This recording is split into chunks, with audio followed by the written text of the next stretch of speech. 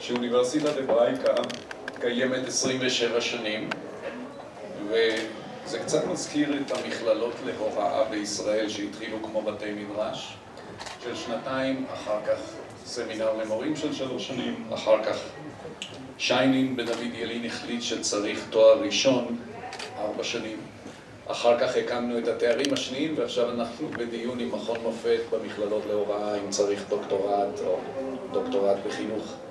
וזה קצת מזכיר לי את ההתגלגלות של האוניברסיטה שגדלה מבית מדרש למורות ומורים, שזה נושא שמאוד חשוב ויקר לליבנו, החינוך היהודי.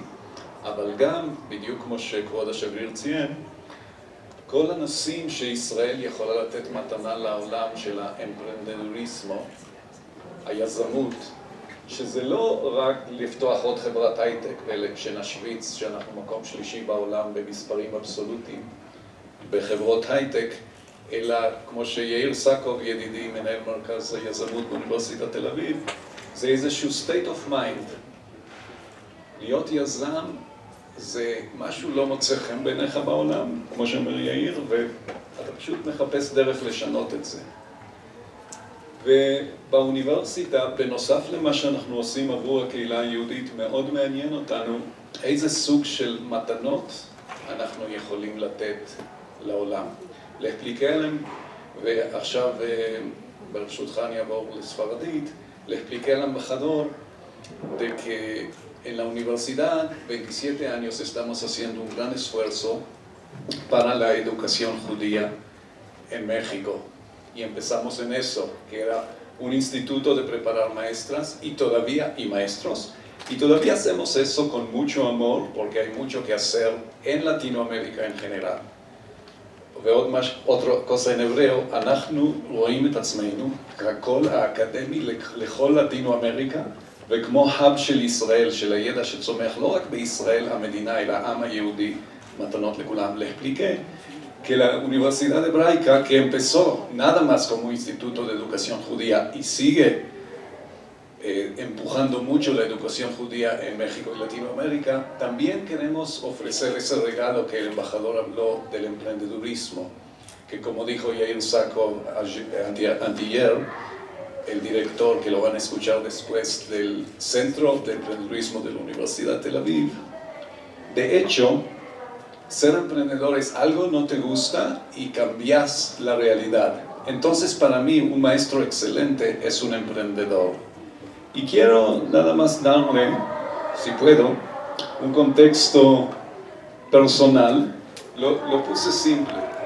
Nosotros, los emprendedores, los terapeutas, los consejeros, los madrijim y los maestros, hay acá estudiantes de la OFEC también, que es nuestro programa increíble de preparación de maestras y maestros para la red judía. Tenemos que ser figuras de desarrollo alterno. Ayer platiqué con Marcelo Dorfman de la Universidad Hebrea, con el cual firmamos un convenio. Las de la OFE, cuando terminan, pueden irse a Israel y terminar la maestría en educación judía. ¿Cómo somos figuras de desarrollo alternativo? No voy a contar toda mi historia personal, pero nada más mencionar que cuando era muy chiquito, a los 10 años, a mi mamá y mi papá se le vino la idea disfuncional de mandarme a Israel a los 10 años solo. Mi hermano y mi hermana estaban ahí en Israel y no podían aguantar mi hiperactividad. Acá en la Universidad Hebraica sí aguantan mi hiperactividad, que creo que a veces ayuda mucho el emprendedurismo si lo sublimas bien. Entonces llegué a un kibutz de mi hermano y mi hermana, pero no averiguaron muy bien, no había chicos de mi edad. Entonces una institución que se llama Aliyat Noar me manda al kibutz Mahanaim. Y mis 3 terapeutas después me explicaron que eso que estuve en el kibutz era bastante sano comparado con el entorno en Argentina, el antisemitismo, los problemas que había. Y en el kibutz había maestras buenas, pero llegó una que favoraba a los niños que su papá y mamá eran populares en el kibutz. Eso no pasa en México, ¿no? Pasa en todo el mundo. Y todos somos racistas y todos tenemos preferencias Y la única manera de salir de eso es admitir que tenemos preferencias, pero esa maestra en esa época no tenía esa capacidad de admitir. Entonces me miraba como no vales nada, y al final, fin de año, me lo validó en palabras. Tú no sabes estudiar, bueno, mi hiperactividad no me dejaba, y tú no eres para el kibutz. Es como decirte, tú no eres para Harvard, porque en Israel, en esa época, ser parte de un kibutz es como, you got into Harvard, o que te recibieron, qué sé yo, ¿qué hay en México paralelo local? No sé, IPADE, TEC, UNAM, Anáhuac. Ahora no dije la universidad, de alguien se va a sentir mal, pero tu universidad. Entonces, ella me dio el mensaje, no vales nada, y sentí que no valgo nada porque ella era una figura de desarrollo alternativo negativo. Papá y mamá llegaron a Haifa, vendieron la farmacia, qué sé yo, por $1000 en Argentina. Como ustedes saben cómo las cosas son en Argentina, yo nací ahí, nadie es perfecto. Y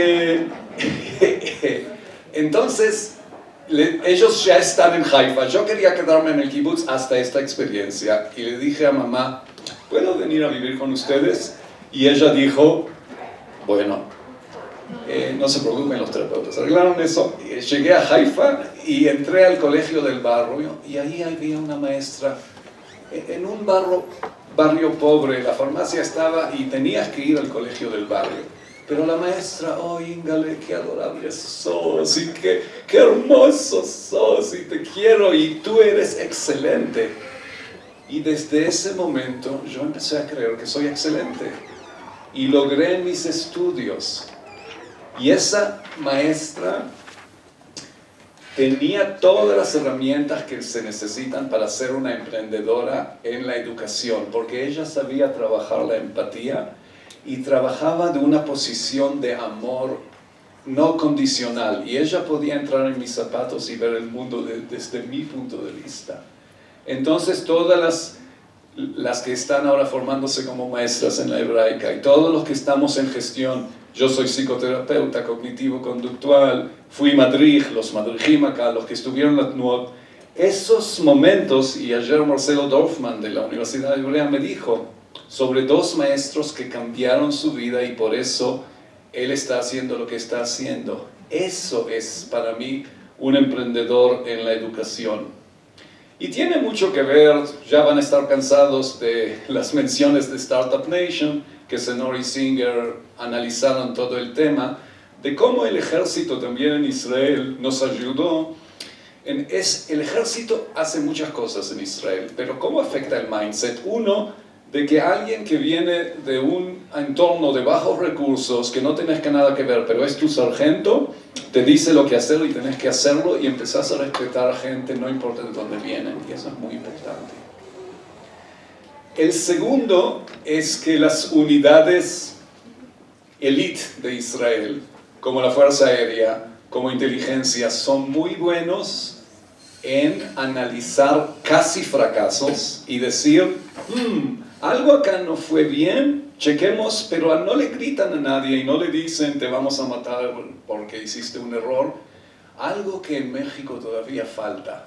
Aceptemos errores, aprendemos de Israel de eso, analicemos qué pasó y hagamos algo mejor. Por ejemplo, eso que hay mujeres en la foto, mucho tiene que ver con una emprendedora, Alice Miller, que no le gustó la idea que ella no puede ser pilota de combate. Se fue a la Corte Suprema y desde entonces tenemos pilotas de combate. El cambio social no puede existir, no podés ser emprendedora social si aceptás 100% lo que te dicen. Tenés que ser crítica. Ahora, no quiere decir que tenés que rechazar 100% porque entonces la cultura no se puede continuar. Todo el chiste de emprendedurismo social en contexto cultural es, digamos, soy parte de esta comunidad, hay cosas que soy crítica, ok, entonces chequemos cómo cambiamos el tema. Otra cosa que pasó en Israel, interesantísima, que como somos un país de inmigrantes y mucha gente no tenía que perder, empezaron a emprender. Ya que no tengo nada que perder, abramos un negocio, hagamos cosas. Y creo que algunos grupos inmigrantes, y el grupo judío en México es nada más uno de ellos, pues pienso en otros grupos inmigrantes en México que lograron mucho por esto. No tengo que perder y quiero hacer. ¿Quiénes son los emprendedores sociales?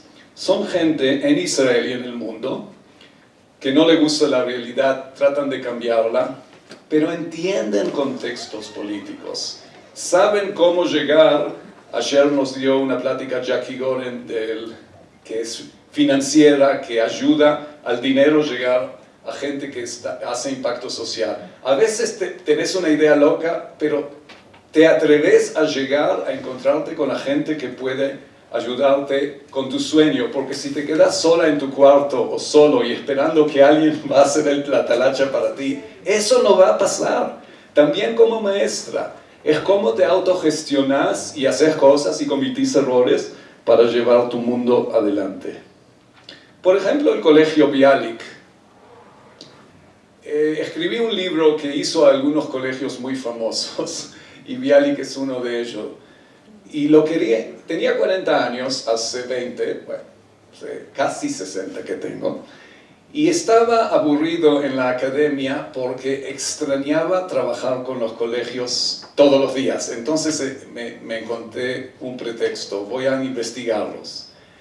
Y fui al Colegio Bialik, que empezó a crearse un buzz. ¿Qué es un buzz? Empezaron a decir, hay una colegio súper especial en Tel Aviv que trata a toda la gente más débil en Israel. ¿Y quiénes son las personas más débiles en Israel? Pausa metódica, pueden gritar porque no los voy a escuchar y hasta que pasemos el micrófono se va a terminar la plática. Pero en una sociedad, ¿quién sería la gente más desprotegida?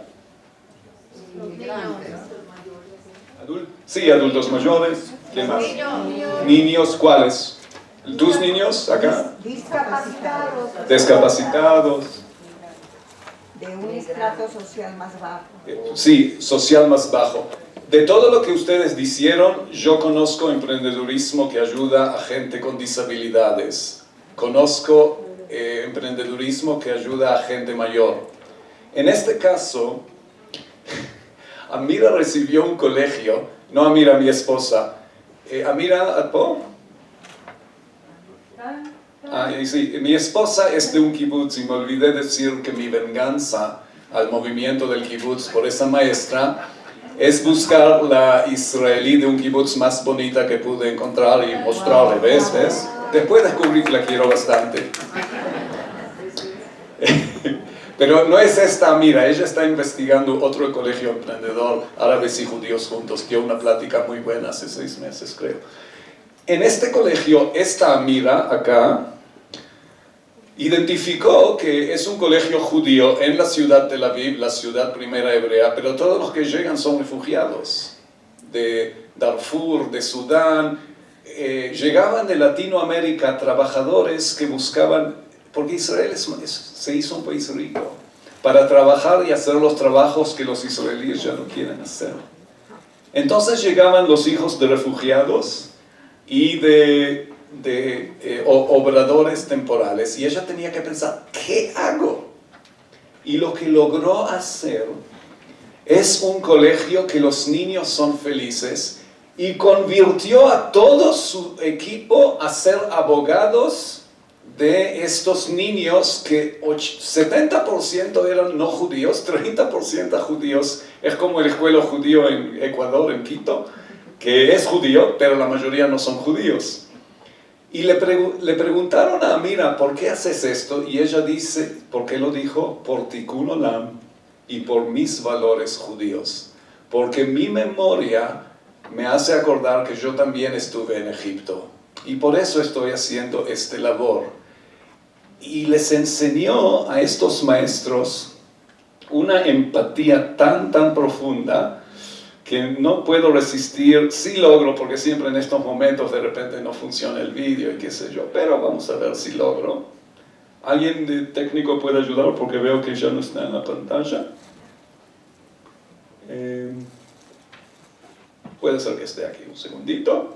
Quiero que la vean.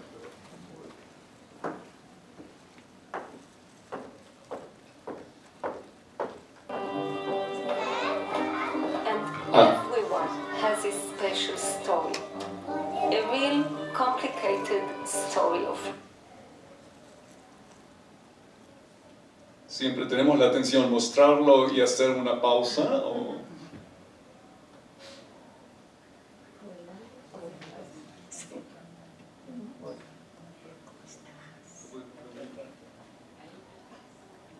Sí, ponelo, está bien, sea chiquito.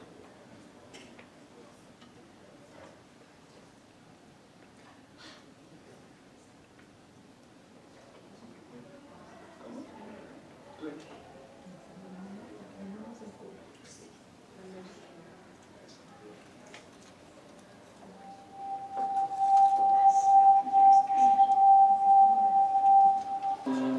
The first time she came to school in the middle of the day, and I saw a little girl, very sad girl, and a father that was very confused.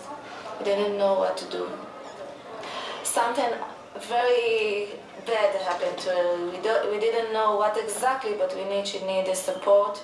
We came in, actually she has not eaten. And then the government said no, she will eat lunch, and she will eat lunch with the other students in the school. I was so happy. And we start to ask them where they live in, if there's a place to sleep, their food, their clothes. And we understood that they don't have anything. I just wore some shorts and a jacket on the top, that's it. Everything that you need in a bag. At the moment she came, I was feeling need to give Esther a doll, a new doll. The day after I bought her clothes of my daughter.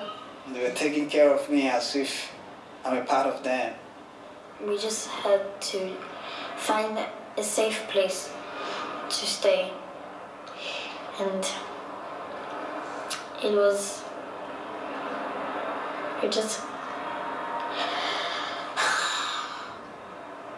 They shot my wife.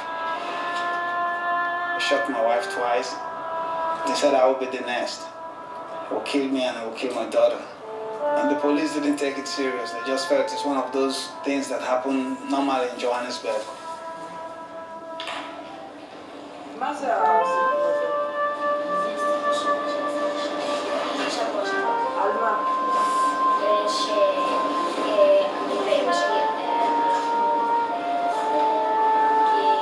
She has a lot of dreams, and she thought the mother will be back. Norma. And she prepared herself to her mother, but we work with her because it's very important that she get the reality that her mother will not be back. when she died, I felt a little bit alone. Because your mom is like your friend. You remember someone that you loved so much. And if you write about it, it does make you feel better.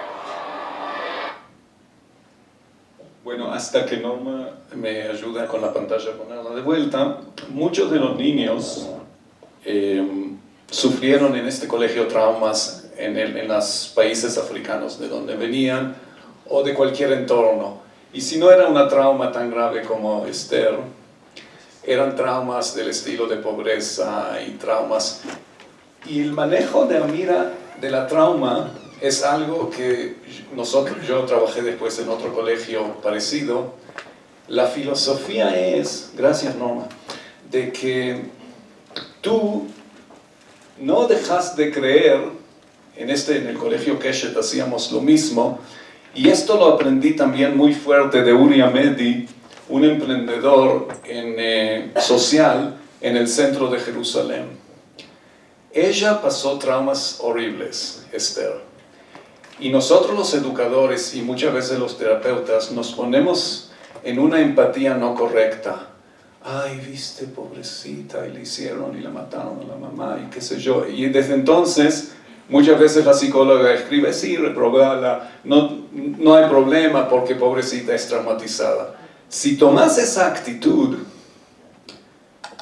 no vas a dejarla crecer, porque ¿quién no sufrió trauma en su vida de este nivel o del otro nivel? O hubo un temblor, o hubo una guerra, depende del país. Todos están traumatizados. Entonces, en lo que Uri hace en el Jerusalén, lo que Amira hace en Bialik y lo que nosotros hacíamos en el colegio Kedma y también en Keshet, es que algo así. Sarita, sí, es horrible lo que pasó con tu mamá ayer o con tu papá que hizo esto. Y entendí que todos son casos reales. Y entiendo que tuviste que estar en la casa de la maestra Lea y estoy tan triste y tan movido por lo que te pasó. Mañana hay examen de matemática, ¿estás lista? ¿Entienden el mensaje? Y ese era el mensaje de Bialik. No había ninguna expectativa porque estás traumatizado o que llegas de un nivel de recursos bajo, no tenés que hacer exactamente lo que todos hacen. Y si tenés problemas, alguna discapacitación en estudio, pues vas a lograr, pero vas a tener que hacer un mucho más gran esfuerzo. Entonces, esta gente tiene una habilidad muy especial de no tener miedo y no tener lástima. Sí tener compasión, sí es sentirte muy triste porque le pasaron esto a los niños, pero no perder la idea de que él puede llegar como, o ella, a cualquier lugar. Y si tenés miedo, este es en mi colegio, Kedma, si tenés miedo al patronato, le digo a las estudiantes de educación y a las maestras, si tenés miedo a los padres, si tenés miedo de los niños, busca otro trabajo. No podemos como emprendedores tener miedo. Tenemos que hacer coaliciones, tenemos que unificarnos para mejorar el mundo, para buscar mejores ideas, pero no podemos tener miedo. Esto le pasó a Uri Amedi trabajando en el centro. El colegio Bialik lo hizo famoso. ¿Saben qué le pasó después? ¿Alguien sabe qué es esta película? Vino un director de Estados Unidos, hicieron una película documental sobre el colegio que le mostré la parte más pesada y recibieron el Oscar. Entonces nunca sabes cuando empezás a hacer a un lugar famoso qué va a pasar. Y se hicieron todavía más famosos los directores después de Amira Yalom. Quiero decirle algo a todos los directores acá, empresarios que hay. Llegó mucha gente tarde, veo, porque el tráfico está pésimo. Una persona que conozco hizo Aliyah y le dije, de 23 años, ¿por qué hiciste Aliyah? La vi en Israel y me dijo, porque en México puedo hacer nada más una cosa por día por el tráfico. Entonces pero me encanta México, este es un país, nos sentimos abrazados, el pueblo mexicano es increíble, pero creo que el tráfico podría mejorar un poco y entonces muy agradecido de verles. Entonces lo que aprendí de Amira y también de Uri, ellos caminan mucho. Amira, yo llegaba a hacer las entrevistas y estaba caminando por el barrio ahí pobre en el centro de Tel Aviv. Y le decía, ¿qué estás haciendo? ¿Por qué estoy caminando contigo en vez de estar en la oficina? Acá estoy gestionando, acá soy Menahelet, Poani Menahelet, ¿cómo dirías en español eso?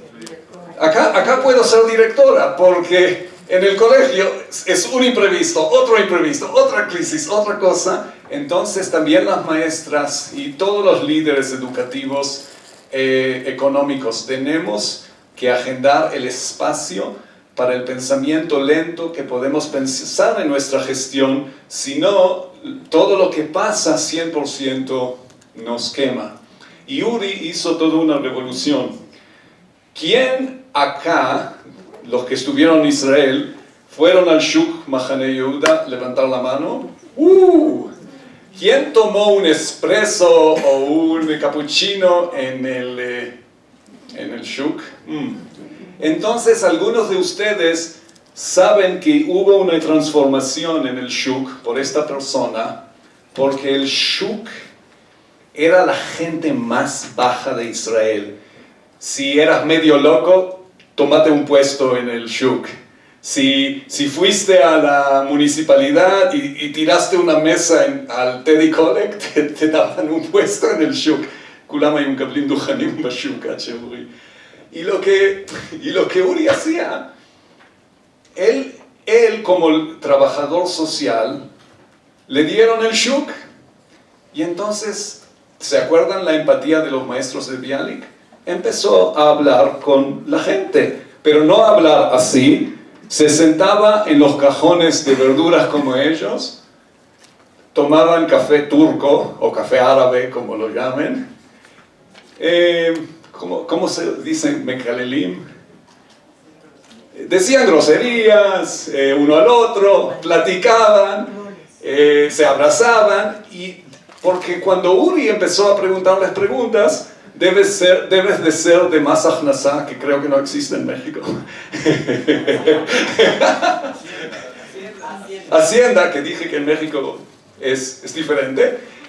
Pensaban, debe ser de la Hacienda, debe ser policía, debe ser del gobierno, hasta que entendieron, él es kurdi, y en Israel hay todavía, no sé si existe acá entre las comunidades, pero, sos kurdi, no sos ashkenazí, qué sé yo. Él venía del nivel así, él era trabajador social, pero él ganó la confianza de ellos. Y toda su labor de amor era, ¿cómo agarro a esta gente y creo una comunidad con honor? Entonces él pensó, los que lo pueden unificar, en Israel tenemos muchas necesidades de defensa, es el ejército. Invitó a toda una hativá, no sé cómo se dice en castellano, regiment, una división, al shuk, y les hicieron toda una fiesta, y después de 2 meses, de repente, la división los invita a ellos a visitarlos, y hubo fútbol, y hubo comida, y hubo música, y de repente él empezó a transformar las imágenes de esta gente, y después les enseñó democracia. Ustedes pueden elegir qué hacer con el shuk. Y votaron. Y fue el primer evento en la historia de que el shuk se democratizó. Alguna gente analfabética, entonces votaban con fotos para saber con quién votaban, etc. Y él empoderó tanto el shuk que se hizo como un lugar súper cool. Ahora hay una tensión porque más y más cafés así se abren y restaurantes, entonces siempre está el miedo del balance entre ser un shuk, porque él entendió que esto tiene un efecto comunitario, porque gente de toda Jerusalén llega y se encuentra y convive en el shuk cuando hacen compras. Él también trabajó mucho la tensión entre los religiosos, ultraortodoxos, y los no religiosos o los religiosos modernos que están más en el campo de los laicos, del campo súper religioso. Y él, como él es religioso, podía dialogar con ellos. Pero él trataba de acercarse a los niños, adolescentes, que son muy pobres, entonces hacen un poco de problemas. Entonces él pensó, en vez de hacer problemas afuera, que vengan al centro comunitario, y hay sheshbesh, y hay cerveza Maccabi. Piensen la combinación, cerveza Maccabi, sheshbesh, chavos masculinos de 16 años, yo no quisiera estar cerca. Y había mucho ruido y qué sé yo, pero él los tenía cerca, platicaba con ellos. Una mujer ultra ortodoxa le dijo, ¿no es bastante la suciedad que tenés ahí adentro, ahora lo sacás afuera en mesas? Y le dijo, señora, él no se enganchó. Yo le puedo explicar, si quiere, puede invitarme a su casa o venir acá, le explico lo que estoy haciendo. Y el esposo lo invitó y él explicó al esposo toda la sociología de pobreza, y el esposo le dijo, usted con su cuerpo trata de tapar todo eso y yo le grito, y se puso como presidente del subcomité. Y siguió así trabajando. Un día recibe, él es religioso, los religiosos acá saben, los judíos toman muy en serio, los religiosos el Shabbat, no manejan, no contestan el teléfono, no trabajan. Entonces, él recibe un teléfono, vamos a quemar tu centro comunitario porque hay una familia laica que quiere vender ropa en Shabbat. Y él tiene 5 minutos para decidir. Esto es como una película de suspenso, ¿no? Entonces, él checa enseguida qué pasa, la familia le dice, hay una guerra, era la guerra del Líbano. hay una guerra y hacemos un bazar para mandar dinero a los soldados que tengan chocolate, qué sé yo. Y él entendió, esto es un valor. El valor de los soldados en verde, protegerlos, apapacharlos, Yahad leman hachayal, Bad leman hachayal, si hay acá alguien, sigan haciendo eso, muy bien. Ese es el valor verde. Y él entendió que los que le llamaron están en el valor de los soldados de Hashem negro. Hay que proteger el Shabbat. ¿Entienden los valores? Y él tiene que pensar, le quedan 2 minutos qué hacer.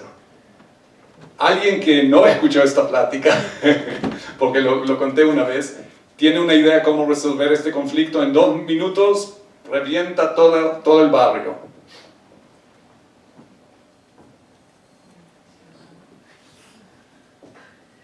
Hay que pensar fuera, out of the box.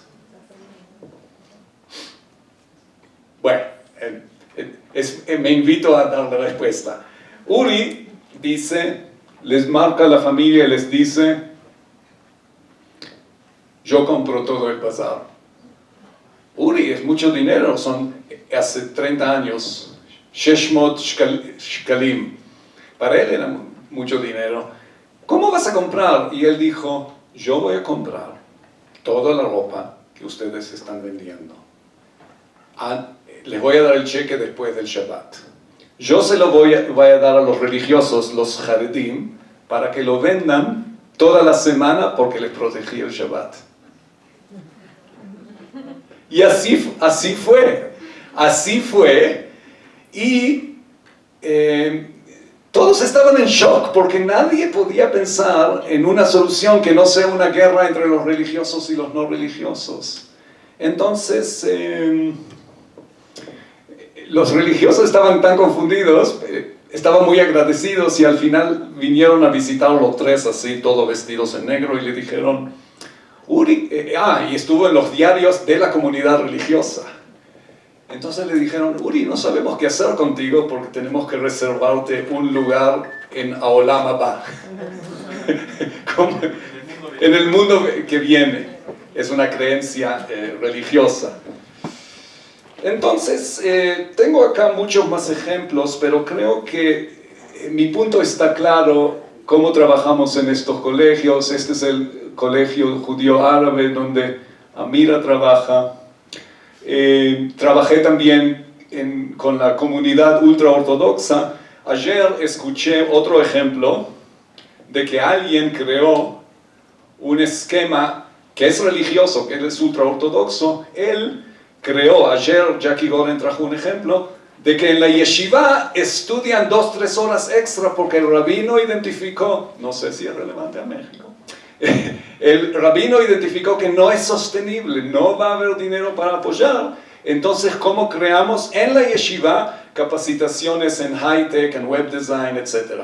Lo que yo hice en ONO, con el rabino Yehezkel Fogel y muchos otros, es la idea de que la Universidad de Tel Aviv o de Jerusalén nunca va a hacer esto. Nunca, o puede ser que lo haga, pero porque nosotros los hicimos.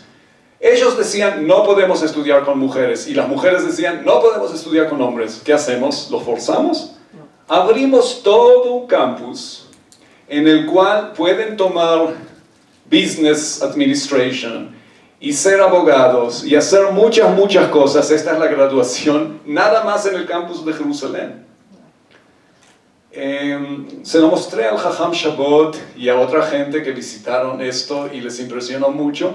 Y en la Universidad Hebraica tenemos una semilla chiquita en la cual las mujeres en la prepa, en Yeshivat Keter Torah, toman el programa que algunas están acá tomando de la OFEC ya en la prepa para en el futuro decidir que si son maestras.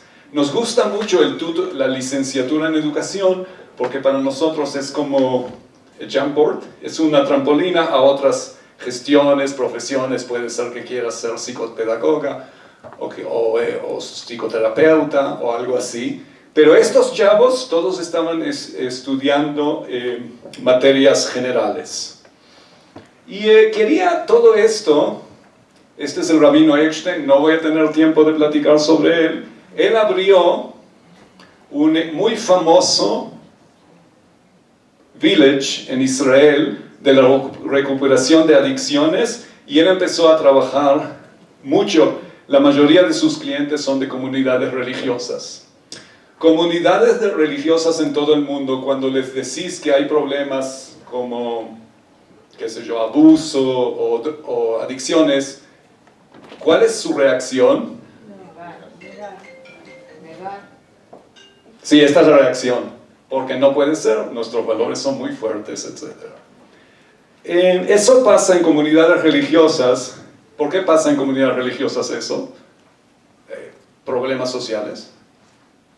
La respuesta es muy simple, porque son seres humanos. Seres humanos hacen cosas. La mayoría son normativos, pero algunos caen en lugares difíciles. Pero comunidades religiosas les es más difícil admitir. Y Eckstein hizo toda su investigación acá en México, porque llegó a servir una comunidad religiosa judía. Alguien se murió en la comunidad de una adicción y él empezó a investigar. Y lo que le dijeron a la comunidad, no, eso no existe acá. Pero los encontró, fue a un encuentro de Alcohólico Anónimo en una iglesia y se encontró con muchos judíos. Y preguntó al Beit Knesset, ¿por qué no abrimos acá un grupo? Y le dijeron, ¿nos vas a traer drogadictos? Y él dijo, no voy a traer a drogadictos, adictos de Tailandia, voy a traer a tus hijos. Y hizo un trabajo de labor, creo que, y acá se quedó el concepto retorno, después se creó una organización Umbral que sigue sus pasos de alguna manera, pero él se volvió a Israel. ¿Qué descubrió en Israel ya que tenía olfato? Muchas adicciones en la comunidad. Y abrió en Israel, por el startup que empezó acá en México, este village que sabe dar el tratamiento adecuado a gente religiosa y también no religiosa. Entonces ese es un ejemplo que te muestra, hay un judío que va a una comunidad, descubre algo, vuelve a su país Israel, descubre algo mucho mayor, pero aprendió porque estuvo en un contexto súper especial. Y desde entonces la comunidad acá en México también, como cualquier comunidad, mejoró mucho su tratamiento de toda clase de problemas sociales que alguna gente sufre. Y quería conectarlo con las 5 patas de judaísmo y agregar la 6ª pata de Tikkun Olam. Como judíos, por los que son judíos, ¿qué es lo que nos hace judíos que nos importa de algo? La primera es la memoria. Judíos no tienen historia, dijo mi jefe anterior, Abraham Infeld. Los judíos no decimos, gracias a Dios que los sacaste a ellos de Egipto. ¿Qué decimos? Gracias que nos sacaste. No, y es una memoria personal de cada uno. Entonces hay ideas. Si yo estuve en Sinai y fue perseguido, quiere decir que yo quiero hacer Tikkun Olam porque tengo una memoria de persecución. Y todos los judíos estuvieron en Sinai. ¿Qué quiere decir? Que tenemos una historia o una narrativa muy importante, que estuvimos en Sinai. Shulamit Aloni era radical feminista y la madre de Nimrod Aloni, que estuvo acá hace unos meses, ella le gritaban los ultraortodoxos en la Knesset, ¡sos una! Ok. Y ella no se enganchaba y decía, ¿por qué están tan enojados conmigo? Yo estuve también en Sinai, aunque eso nunca pasó. No importa si es verdad. Si en realidad, como en una película pasa, es mi historia, es mi narrativa. Ben Gurión lo mismo. Tenía los valores judíos de la narrativa judía de la cultura. No quiere decir que tiene que creer en el evento, pero lo tiene que aceptar que es algo formativo para mí. Y la pata de Israel, ¿cómo podemos? Bueno, no tengo que explicarle a la comunidad judía mexicana que es tan sionista, ¿cómo podés ser judío y no tener una relación con Israel? O vivir ahí, que es otra opción, pero no hay que ser aliá, hay que apoyar todas las instituciones, visitar, involucrarse, Shnat Achshara, como ustedes hacen. Y los judíos tienen una sensación de familia muy fuerte, que la comunidad judía de México lo sabe sentir. Entonces es ese familismo, que cualquier judío es alguien que es mi hermano, y en Tikkun Olam es como agarras este valor, cualquier ser humano, como vimos en la película de Bialik, cualquier ser humano fue creado en la imagen de Dios, y otra vez, no tenés que creerlo literal, pero la idea de que sos hermano, que sos familia, eso transmitís tu familismo judío a otra gente. Y el hebreo, tenemos un departamento de hebreo increíble. Hay cosas que una cultura necesita para quedarse unidos y el hebreo nos ayuda mucho. A veces hay tensión porque dice Abraham Infeld, y yo le creo, que un judío que no tiene por lo menos, los educadores, anoten, 3 patas por lo menos, la identidad es como patas de una mesa. 3 todavía se queda, 2 se cae. Y yo conocía gente en Estados Unidos, fui shaliach en Estados Unidos, que tenía muchos recursos, y la pata que le era fuerte, apoyar a Israel, y la sensación de convivencia con otros judíos. No sabían nada de la historia judía, iban al CNIS una vez por año porque los invitaban con mucho honor, no había hebreo, y sus hijos nada que ver con judaísmo, porque eran nada más 2 patas. Y entonces tenemos que reforzar. Y a veces es cómico de que uno tiene una pata y el otro tiene la otra. Estuve con 30 israelíes en Estados Unidos en un encuentro con judíos americanos. Y entonces el rabbi dice, ok, hacemos el Birkat. Baruch atah Adonai. Empieza a rezar en hebreo. Los israelíes entienden todas las palabras, no tienen idea qué está pasando. Los judíos de Estados Unidos saben qué está pasando, pero no entienden las palabras. ¿Ven? Pero todo esto, no somos el único pueblo que tiene esto, pero lo tenemos muy fuerte. Cuando tuve que estar en el hospital, entró la asociación judía de qué sé yo, ¿qué comida kosher querés? Y cuando mi hijo llegó de Inglaterra a visitarme, ok, ¿qué comida tú querés? Es esta pata, y la siento acá tan fuerte en la comunidad. Ahora, como yo me quiero conectar con el resto del mundo, con Tikkun Olam, quiero que todo esto, pues el hebreo puede ser menos relevante, pero ¿cómo enseñamos lo que aprendemos en Israel de emprendedurismo social, de arreglar problemas sociales de una manera creativa? Tenemos un amigo de la hebraica, Yossi Shevel, en el Galil, que por ejemplo, él sabe que en Israel, la vaca israelí da 50 litros de leche por día. Él fue a visitar Ghana y ahí, pobre la vaca, da nada más 5 litros. Entonces trajo a todos los raftanim, productores de leche de Ghana, de África, a hacer un curso intensivo de 2 semanas en Israel con los raftanim de Israel, y ahora la vaca en Ghana da 16, que ya es 3 veces más.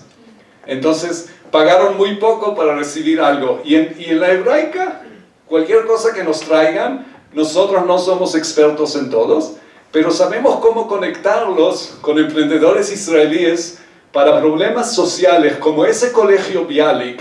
¿Se acuerdan de los refugiados? Me hace pensar que puede ser que podemos hacer en México cosas parecidas con comunidades que se ven como más bajas, o inmigrantes, o gente que está en transición. ¿Qué haces con ellos hasta que sí vuelven a su país, sí se quedan, sí logran ir a Estados Unidos? Entonces, esto es lo que les quería ofrecer hoy. Hice algunas preguntas con mucho gusto, y gracias por venir. Y gracias al embajador por tu presencia, que nos honras mucho, mucho. Y ojalá hubiese toda esta gente cuando usted vio eso. Pero, ok. Renat, entonces yo puedo ver si hay preguntas, levantar la mano. Y acá es una oportunidad de tropicalizarlo quizás a la realidad mexicana. Quejas. ¿Puede abrir el micrófono, por favor? Hola, hola. ¿Alguien tiene alguna pregunta? Aquí, a ver. Le digo, si se pueden levantar, se va un segundo el embajador. Ok, debe ser.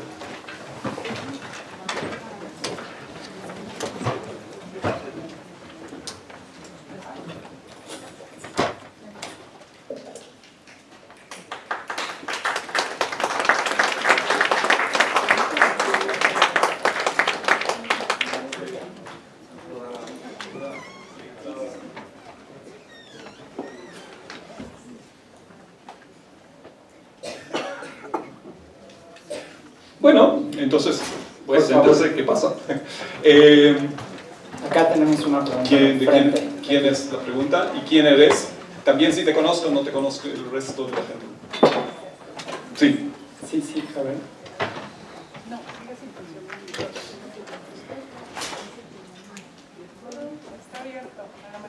No, grítalo y yo lo repito. Sí.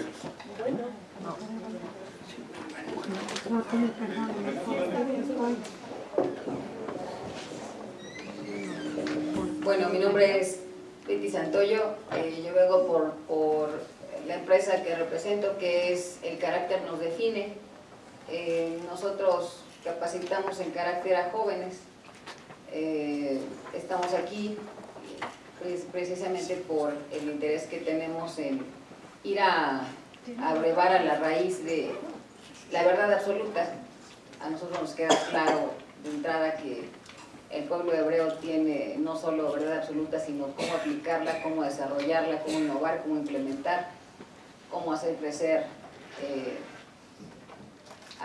el entorno, las comunidades, el punto de partida de desarrollo del ser humano en sí.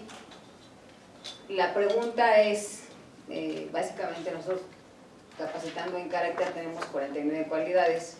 Nos interesa saber si ustedes tienen algo que pueda, yo diría, no complementar. Creo que ustedes tienen mucha base, pero ¿cómo es que con estas 5 patas del judaísmo o del pueblo hebreo, cómo es que ustedes logran desarrollar en el entorno de nosotros? Decidimos que fueran 49, ¿no?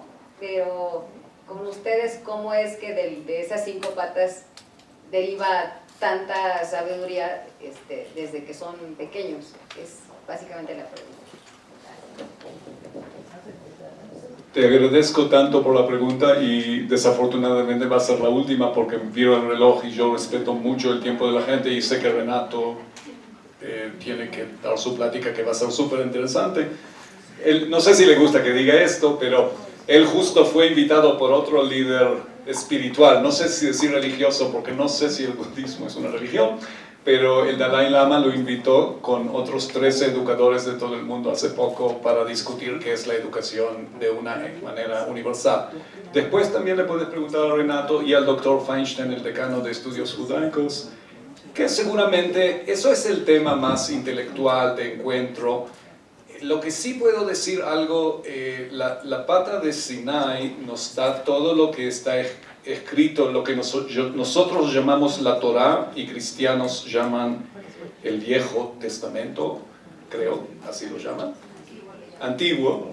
Bueno, entonces ahí hay ideas de la cual toda la cultura occidental salió entre el encuentro en esos valores de la Biblia, con los valores helénicos grecos, y desde ese encuentro salieron cosas buenas y también cosas malas, porque también de la cultura occidental salieron los nazis, pero de la cultura occidental salieron toda la gente buena que está acá, que se preocupa mucho por el bienestar de otra gente. Eso es un comandamiento esencial en el judaísmo, que no podés cerrar tu corazón al sufrimiento del otro. Y eso en Israel, porque la memoria del trauma del holocausto es tan fuerte todavía, Mucha la gente, la interpretación de Amira como judía es, yo recuerdo el Holocausto y yo recuerdo también que estuve en Sinai y ahí nos dijeron, tenés que proteger a la viuda y al órfano, que para esa época eran gente que en otras culturas no existía. Los filósofos grecos, nacía un niño un poco diferente, ¿saben lo que hacían en Grecia? Lo dejaban morir, lo tiraban y se moría. La cultura judía es la primera que dijo, no, es un ser humano. Betzelem, él también fue creado en la imagen de Dios y todos somos corresponsables. Entonces, si quieres dialogar después, especialmente con nuestro filósofo, ellos te van a dar toda la explicación teorética. Después, si querés hacer algo para mejorar el mundo, hacer un diálogo interreligioso, por ejemplo, ya es mejorar el mundo. ¿Y sabes qué es lo mejor en un diálogo antirreligioso? No pensar en las diferencias. Pensar en lo que nos une y de ahí salir a hacer cosas muy bonitas juntos. Gracias. Gracias a todos.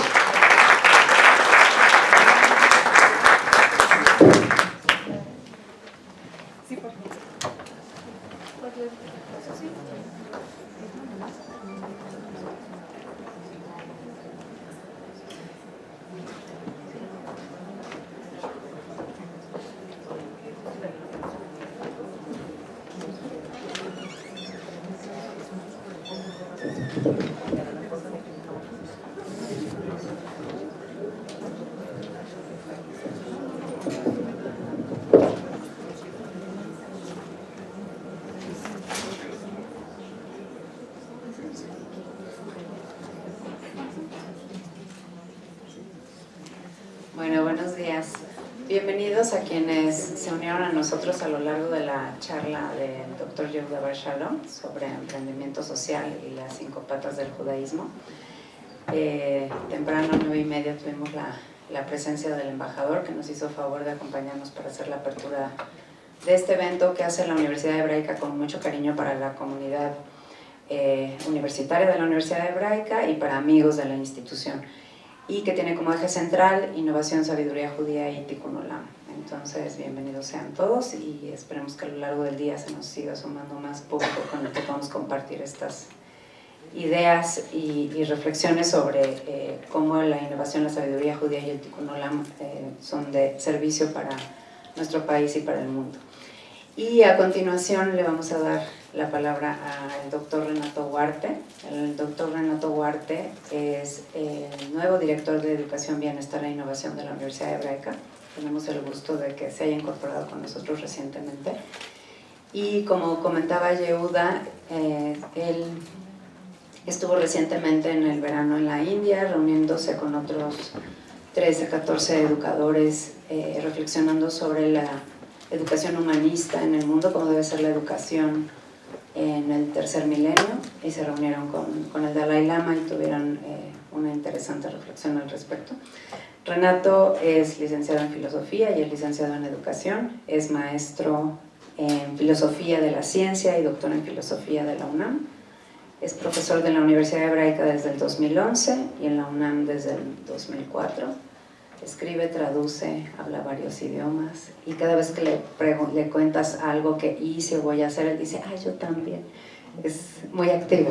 Entonces, nos da muchísimo gusto tener a Renato en la universidad y esta mañana con nosotros. Le damos un aplauso.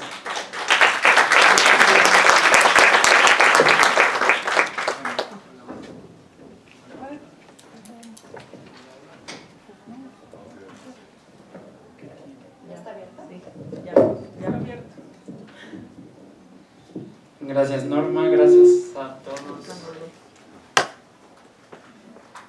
Listo. Gracias a todos por venir.